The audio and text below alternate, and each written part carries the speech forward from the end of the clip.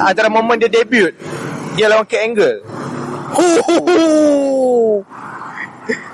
Ruthless aggression. Kena penampak. Gila.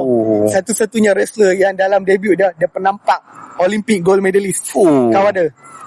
John Cena. Yang tu antara ikonik. Cuba kan ada satu momen dalam NXT Black and Gold.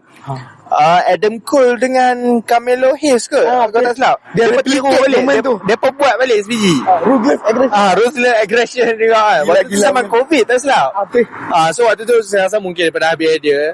Cuma faham tak? Dia ambil idea tu dari John Cena punya debut tu. Debut tu. Saya tak tahu. Dia macam betul-betul. Bila Zarif ingatkan saya pasal momen Adam Cole dengan Carmelo Hayes tu, betul-betul replicate sebiji. Cuma attire je tak sama. Lain Dia jadikan Adam Cole tu Kurt Angle, Carmelo Hayes tu John Cena. John Cena. Tapi memang padu lah.